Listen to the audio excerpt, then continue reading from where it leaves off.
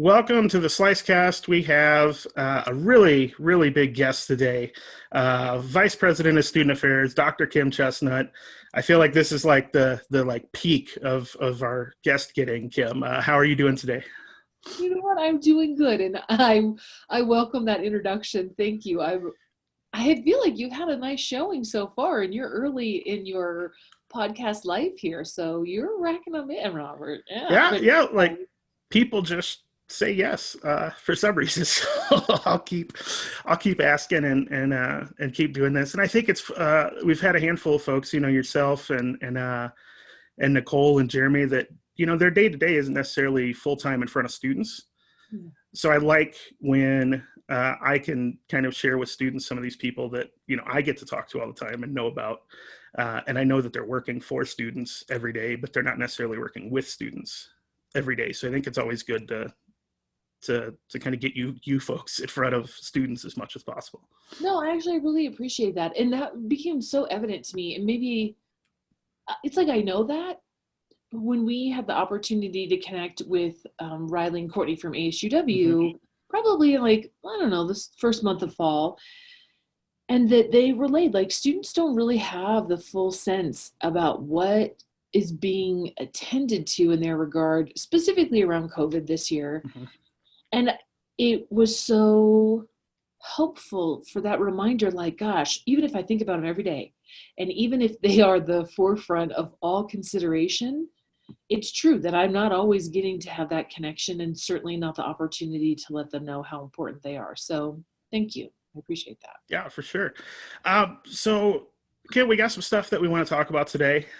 Plus, like I said, I want students to get to hear a bit more from you, maybe a little personally, and get to know you a little bit. So, for people that aren't familiar with you, give us just a quick rundown of, and I know there's too much stuff to fit in the whole time here, but quick rundown of a few places you've been along your career and how you wound up here as our vice president. Sure.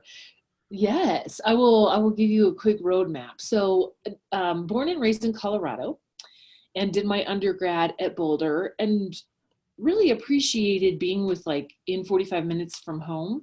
Mm-hmm. So, started out, and I kind of still am like a little bit of a homebody. Like I kind of like to have a sense of connection, and so it was a big deal when I decided to go out east for graduate school at George Washington and did a program there in business psychology. Really appreciated the stuff that we learned about team dynamics and leadership, theory and practice and strategic planning. I didn't fall in love with it the way I had hoped. So I went back and started working in a research lab at Arizona State University.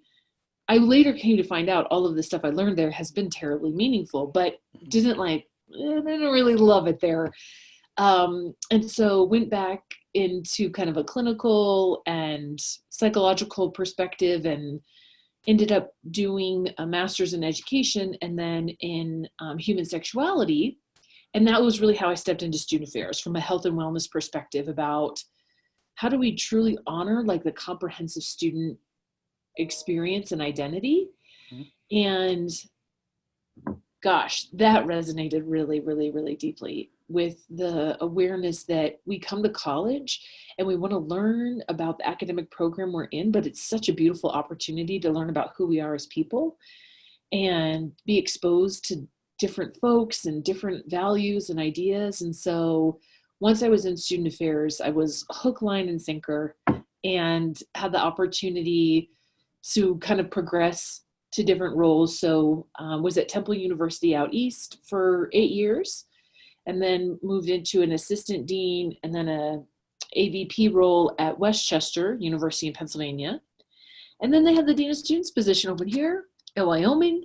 And because most of my family still lives in Colorado, that felt like it made a lot of sense to come back this way.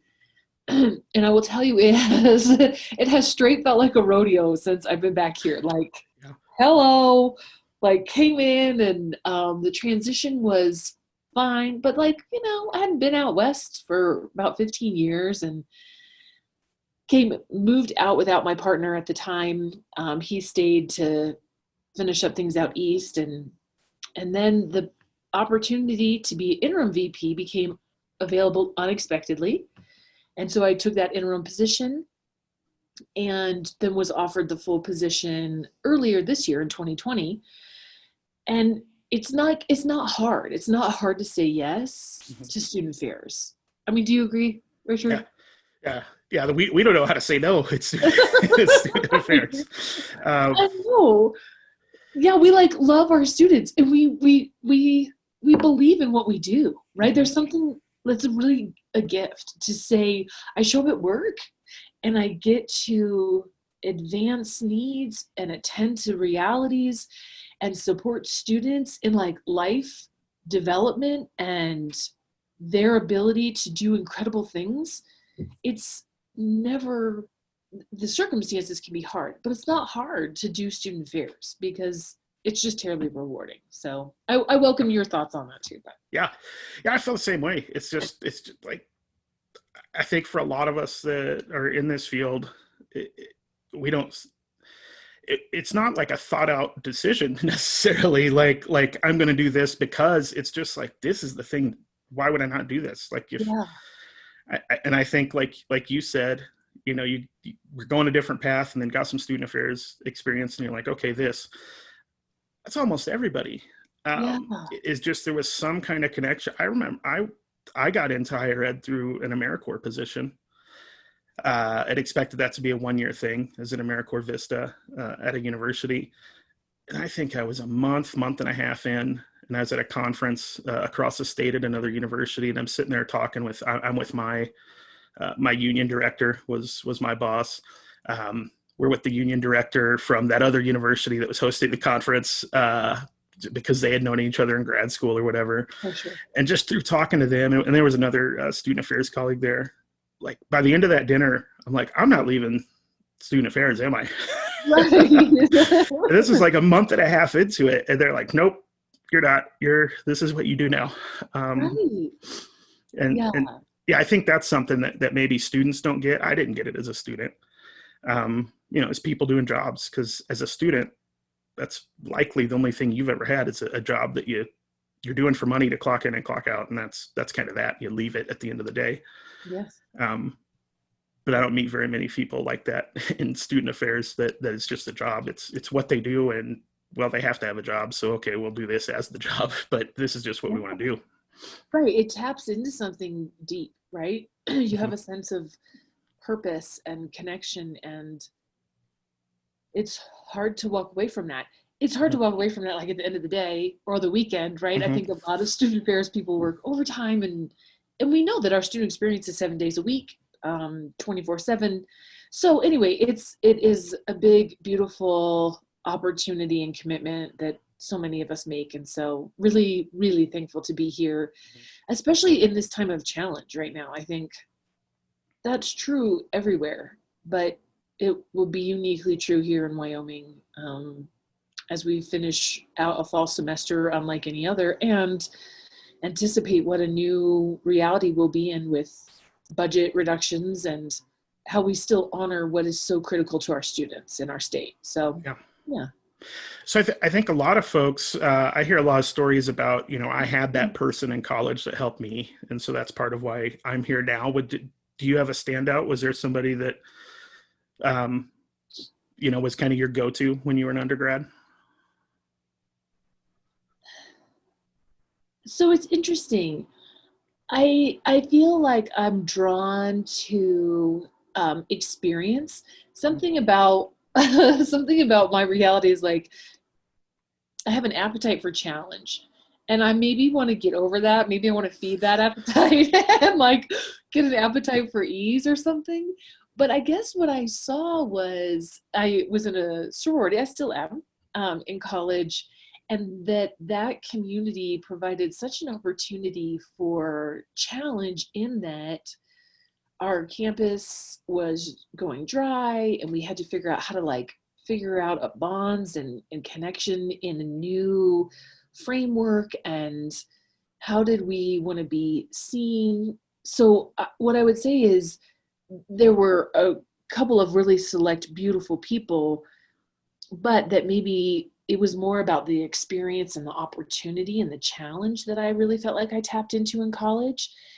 And that pursuing those challenging situations early taught me quick that I had some capacity for managing really difficult situations and in groups. And so that can certainly lend well to leadership and team dynamics. And so I think I walked away from my collegiate experience saying, yeah, I have this like lovely degree, but I have such a better sense of who I am, and that I had some really great peers who were also fellow, students and philanthropists and leaders who really learned how to like make some type of difference, and that was really perpetuating. That really invited the idea of what else could be done. And it took me a while to come back to think that I would go into student affairs to do that. But it was my actual student affairs experience that informed so much of who I would become as a leader. And I'm glad you set this up perfect. You just like teed it up for me, because I want to talk about that. I want to talk about what kind of informs your leadership and some of the thinking behind it, because I know that you are really intentional about how you lead. Is at least that's the impression I get. Look at from the other direction, intentional, and it seems like you're always reading, studying, looking at something new. Whatever, you're always sharing in a meeting. Hey, this morning I was reading this. What do y'all think? And that's what I, when I teach leadership classes, that's what I tell students. I'm like, I'm not so concerned that that you can list off every different leadership style and this, that, and that more like kind of academic study of leadership. I care that you're mindful and intentional and that you're reflective, and that do that over and over again. You'll figure out the other stuff, but get in a habit of doing that. And so I appreciate that it seems like that's how you approach leadership, is that intentionality. So tell me a bit about where you are right now, like what you've been looking at or reading, or what's popping out to you. Yeah, no, thanks, Richard. And I appreciate that observation and reflection, right? So Mm-hmm. I do, I want to be really conscientious about how I show up in a space, where I'm at, and that maybe that I continue to keep learning, right? I would say one thing that I keep learning is what's the dance that we do between transparency and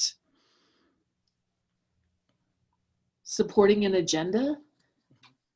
So this is like a little nugget, then I'll get into what I'm reading. Right? Yeah. But like, I think our generation of current students, and even the preceding generation, transparency is like this really familiar and desirable trait. Would you agree?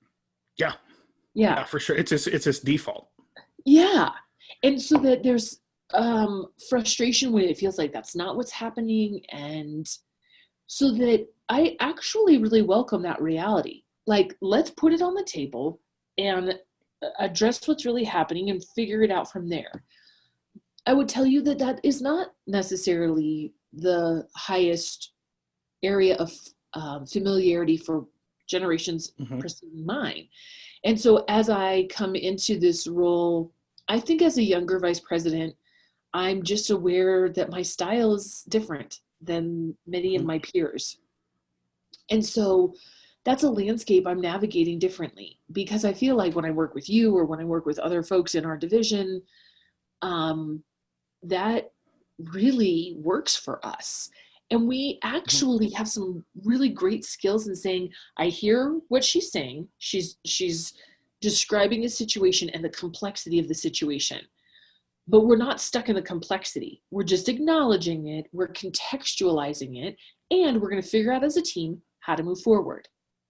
When you talk about that complexity in other places, it can be read as being difficult or complaining. And that's a real interesting lesson for me. I really never experienced my transparency as being a complainer, but golly, I've heard it like 3 times in the last 2 months. And I am now figuring out, like, how do you still honor what is a value of your own, right? Being honest, and figuring out how to read your audience differently. Because if I was predominantly working with students and my comparable staff before, that was all in the works and was fine. I find that to be different now. And so that's a lesson I'm trying to work myself through, because it's not just like you notice it, like it's who I am. I'm having to really consider some realignment. Like, am I okay making those changes? And if I am, how do I do that and still honor myself? So I guess I offer that to students and to everybody. Like, you will continue to be likely in circumstances where you are always assessing yourself, and that the opportunity to be reflective and introspective can be challenging, but I think it also means growth. So I would offer that. And then I would tell you, most recently, I'm reading Leaders Eat Last by Simon Sinek. And long story short, he's a bit of a, what I like is he's a bit of a historian in his writing, right? He uses really great examples. And that I think the message is like, play for the long game. Play for the long game. Be the leader. He didn't say this. This is Kim Chestnut's takeaway, but like, be the leader who cares about people. Be the leader who recognizes that your true institutional or company values are the incredible people that get to do the work. And that historically we have come through, you know, the 80s and 90s were pretty good economically, which allowed us to shift really about profits and stakeholder values. And then we really moved away from talking about how do we take care of each other, how we create a company culture of support. And that there's so much to be had when we look and honor the value of the people who are doing the work with us. And that's not our stakeholders, right? That's not all of our constituents. It's the people who are here who are making it happen. And so loving reading that. Would offer it back to you for a minute and then could keep going from there. But oh yeah. I feel like how do I say this? I guess just my perspective is that folks in high level leadership positions, be it corporate world or, you know, higher ed, they always refer to these examples of you know, these companies that you know, they have all this fun stuff for their employees and X, Y, and Z. I don't know, you know, like the Googles of the world or whatever that have, you know, workplaces that don't even look like workplaces necessarily. yeah. Or our, you know, the Taylor, who was our GA in Slice, works at a place that, I mean, it looks like an amusement park, but it's a medical software company. So with these examples get passed around and folks always talk about them and they hold them up as like, yeah, this is what we should do. But then almost nobody does it, right? Because like that's why we have these examples to draw on, because they're unusual. They're the outliers. Yeah. So it seems that take care of your people and the other stuff follows seems like something a lot of folks say and few folks do. Why do you have any thoughts on like maybe why is there that disconnect? Yeah, I think it's because culturally, a number of reasons. That we are, in the US in particular, like really individualist, right? We're not terribly good about talking about the family unit or sustaining community.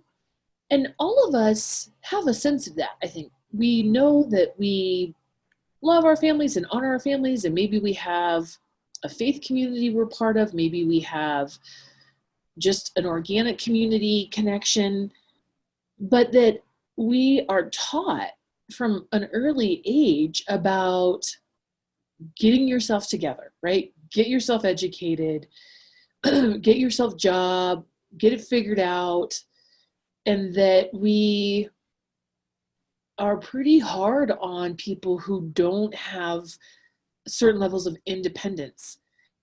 And so from an early age, we're perpetuating this reality of like, it's just you, take care of you, do you. And then there are absolutely I would say like ancillary messages around like, and do service. That makes you a good person, right? Mm-hmm. Versus like, do service because you're connected to this community anyway, Yeah. because they love you and you love them. It's like something you get to put on your resume or something that you're supposed to like feel good about. Mm-hmm. And that somehow we've missed in the USA in particular, helping people better understand how essential being in community is. And so once you become a business or a professional, that you are saying, what's my paycheck? What's our bottom line? What does my boss need to have happen? And that rarely the message is like, gosh, we want you to really feel good about what you do here. We want you to believe in the work that we do. That some of those feel rare because we got so indoctrinated into saying it's really about the money and it's really about the business, and that we lost sight of the bigger picture. I think those things have to be real, right? You have to be able to pay the bills, and you want to be successful. But there's a couple different ways to define success, and we got a little too narrowly focused on that being, at least in corporate America, about bottom lines as opposed to people's lives. Mm-hmm. And you're getting at something else I want to talk to you. I don't know if you're doing it intentionally or not, but it's like right there. So I think there's maybe a hang up in, and this goes back to our student affairs talk, I think too, a hang up in kind of thinking of, for me to improve someone else or to help somebody else improve themselves, I'm giving something up to do that. To bring somebody else up, it brings somebody else down. When really, I mean, my motivation for being here isn't the individual student. I mean, I do everything I can for the individual student, but that's not the ultimate why. The why is society. It's, I want to live in a society that has, more highly educated people that can tackle difficult problems and care about the communities that they're in. So that's everything that Slice does. That's why I work in that kind of office. So how do you get over that? Because I know I've heard you talk about this quite a few times in meetings and trying to shift your thinking more and more this way. How do you get to that mindset of we can bring everyone up together? It's not a trade-off. Yeah. So you're right. I do. I live in truly a spiritual practice of being abundance minded. And that is this awareness that says, and it's a belief structure, right? So I get it. People feel differently, but I have actually committed probably comfortably the last 15 years of my life to developing my own mindfulness and spiritual practice. And abundance minded says there's enough. There's enough for everybody. And I will tell you, my early awareness of that idea was around just because my colleague makes $10,000 more than me and she just got a raise, doesn't mean she took my potential raise. Mm-hmm. She got a raise for doing good work, and the opportunity will be available for me too when the time is right. And so I don't have to be hostile or resentful or frustrated about her success. I can celebrate her success and look forward to when it becomes my turn. And so the abundance mindset was really about, just because one gets doesn't mean somebody else lost. Mm-hmm. It means we all do better when we all do better, right? Mm-hmm. When we feel better and we work better, that's beneficial to everybody. What I will tell you most recently, my awareness around this abundance minded has been many people who have tremendous amounts of abundance are not abundance minded. No. They are deprivation minded, right? Yep. So when people say, I need to build walls to protect my area, I need to build a bank with high security to protect all my money, I need to put millions of dollars away in some account in case someday I don't have it, that's deprivation minded. Mm-hmm. That person is saying, I'm at risk for losing this.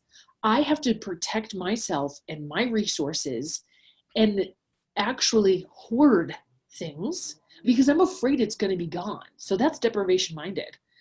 Whereas communities that say, I have this, I have this, and right, it might feel modest in comparison to the person who is hoarding their millions of dollars, but they're saying, I have this and this is enough. And if you need some, I'd love to offer you some because I know that this is enough and the universe keeps providing. And that there may be some day that, Richard, I need it from you instead. And I believe that you will offer that to me because I believe that when you have enough, you can share. And when I have enough, I can share. And so it's a constant invitation to be aware of that reality, because when we start thinking we don't have enough, we act in scarcity and we act in fear. And I would always welcome us to act in a way that says we can acquire the resources needed and that we can share those resources when we have them. And so I will pair this feels important to me. I will pair this with the realities that there are many communities that don't have enough resources. Right. Because we have set up systems of inequity that have perpetuated that. And so for those of us who have power in truth, right, and who have access, need to help provide in some of those areas. And then wanting those communities to say, okay, it's coming and it will come. And we can believe in the possibility. So that's a little bit about my abundance mindedness and why I think and feel and believe that there is room and resource for all, and would invite those who feel the need to hold and protect to give a little release. I think, more will come to them, but then more is provided elsewhere too. And we don't have such a distinction between those who are resourced and those who are not. Yeah. I think that applies, I think, just having been to 3 other institutions before UW, seeing it a little differently, I think, than the folks that have always been at UW.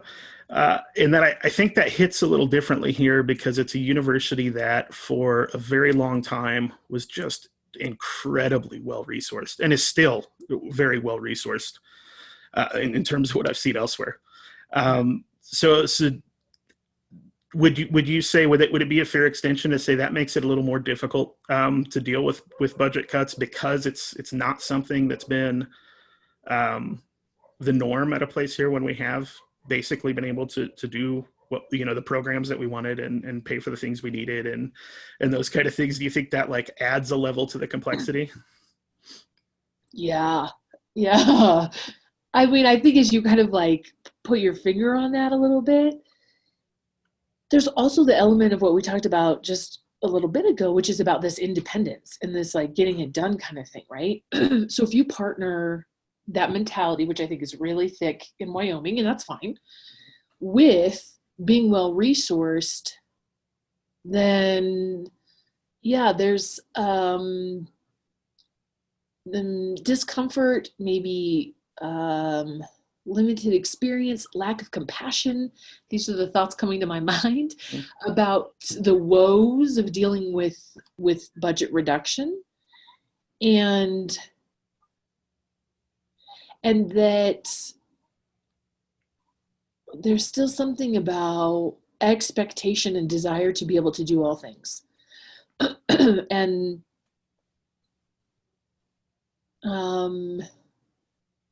that sometimes you just have to be selective in what you can do, right? We have an abundance-minded frame for me and maybe as an institution, but at some measure, there's only this many hours in a day and this many people in a place. And so ultimately, there is some requirement to be selective about what can be accomplished. And I think maybe to your point, nobody really wants to reduce what they do. Nobody really wants to say no. And the way we have been managing, we haven't done that much. We haven't said no much. We haven't cut back much. Um, but maybe for the first time that's really required. And we really have to like renegotiate many of the terms of the way in which we've been operating. I think that will be our very real truth in the coming year or two as we make possible good quality things in the midst of far less resources as we attempt to find new resources. So I'm not sure if that like got to the point exactly that Yeah, you were yeah. asking, but I think so. But I think, and this is what I believe is your view too, is it's not that we're cutting things, it's that we're making choices about what we want to do next. Um, and that's my, I guess, the one silver lining to the pandemic for me is we're doing different programs. I mean, if you would have told me a year ago, Richard, do a podcast for Slice, no, that would have been one of the few things I yeah. did say no to. But yeah, we're getting into it's not that we can't do the other program. It's that now we can try this stuff. Or that, I mean, the book club I've wanted to do for years across multiple institutions and just never found myself in the right setting to work it in with all the other job duties that I had wherever I was. But I'm like, I just want to like read books and talk about them with students. Like forget all the other Yeah. formal structures of a class and all this kind of stuff. I mean, that's just where I'm more of the like, let's just go hang out outside somewhere and like talk through what we think about it instead of, grades and tests and all this kind of stuff. But that's a You whole said other. that beautifully well. You're absolutely right. Yes. What will we choose to do? What has the opportunity for change and exploration and possibility, and let's really focus in on those things. So yes, absolutely. Mm-hmm. Uh, so how do you? So you've talked a little bit about how you kind of approach leadership and a few of the pieces that go into forming your thoughts there. But how do you build up other leaders, right? So there's what I don't know. Maybe you know the number right offhand. Like how many staff are under you at the University of Wyoming? It's got to be hundreds, right? Yeah, we actually have like better than 350 in our division. So Yeah. yeah, Richard, this is so interesting because the first thing that comes to my mind, so like I'm actually one of the people that likes an annual evaluation, right? I feel like it's a nice chance to like come together with the person I'm working with and say like, how do we feel like we did on these areas? What's the feedback you have for me? How could I be a better supervisor? And here's my feedback for you. And on more than one occasion and different teams at different institutions, people have said like, Kim, working for you is like a constant evaluation. You always are providing feedback. And I'm like, oh, damn, is that good or bad? And they're like, it's both. It's really both. That like, Kim, you take the time and energy to let people know where they're at. That this is important to me. Like, I always want to be replaceable because I want the folks that I work with to be really strong. I want them to know and learn with me, and I want to learn with them. And so when I have had previous supervisors who have been very much about owning the role, being the face, holding the information, like I can do that too. But I don't think it builds a bench, right? It doesn't set a division or a team up for ongoing success. And that feels counter to me. I really want to make sure that if I'm here or if I'm not here, the team is still well prepared to be successful. And so I think working for me means you have to be really available for some tough, honest conversations. I will be thoughtful, of course. You said this earlier, which I really appreciate. Thoughtful and intentional about those difficult conversations. But I will absolutely say, "Oof, that was a tough one today. What'd you think about that?" And process like this was where I don't think that really went well. I'm also, it feels really important to me to be humble and to say like, "Hey team, nobody else was there, but like I really stepped in it this week. And I just need you to know how that happens here so that you can attempt to avoid the same landmine that I just hit." And then I'm very invested in the perception that folks have about their reality, right? So I don't tell people how to do their job because it's not my job. How do you want to do your job? Let's pick it apart if you want to, but ultimately it matters more to me about your assessment of this situation. Where do you think we should go? And it's really only when somebody says, Kim, I don't know about this one, I really need your input, that I will share that. Otherwise, I hope we come to that together if they don't already have that figured out. And I think that I deeply, deeply, deeply appreciate the love and care people put into their work. And maybe back to our earliest sentiments about the people who work in student affairs, like they care. And I know that. Mm-hmm. And that makes it easy to be in partnership with them. That makes it easy to know that people are by and large incredibly well intended.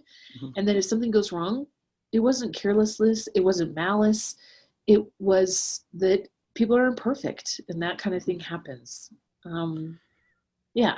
Yeah, we work in a big, complicated system. There's a lot of things that, like, I don't blame students for bringing it up because they're things that I would bring up when I was an undergrad. But I hear it and I'm just like, that just shows such a lack of understanding of what the actual situation is and what the people working on it on your behalf have to deal with to get the job done. And that's not at fault. That's not pointing fingers. That's just the reality of, if you haven't seen a big bureaucracy from the inside, it's difficult. And that's not a critique of UW. That's any large bureaucracy anywhere in the world. I think that's true of. A piece stuck out while you're talking there that I would hope students take away is that you can be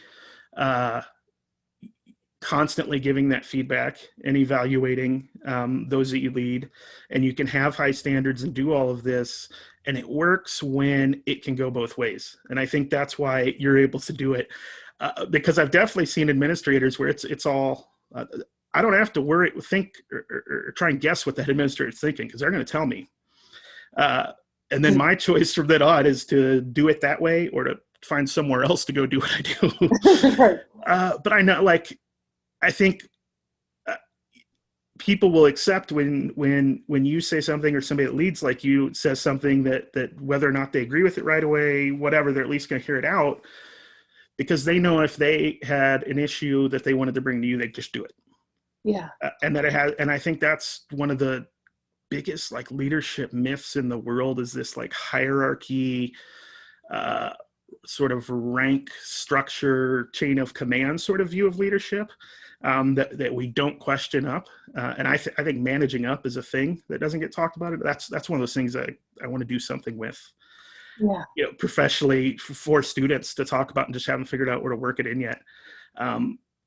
But that the employee has just as much of a responsibility for how the work relationship works as the supervisor or as the employer. And I hope students will at least hear that out of the message here of, if you really want to lead, do it in a way that it's going up and down, that it's not just one kind of direction.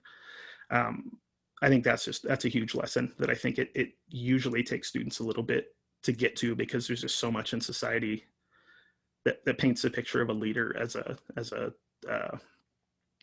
being based in a structure and unquestionable in a certain way. Absolutely. I welcome your hearing that in there. I would absolutely echo that, and would tell you that I too, I would be your partner in figuring out how to do managing up if you wanted me to. Yes. No problem. And that my own comfort with conflict and autonomy is what has allowed me to do that, right? So not constructive conflict, just being willing to have the difficult conversation and allowing it to be attended to. And you'll learn, you just said that, right? I either do it here, or I go do it somewhere else, because you won't always find that the fit is there for you. But that at least it's being attended to. And the second part, that autonomy part, which is I got to know what's right for me.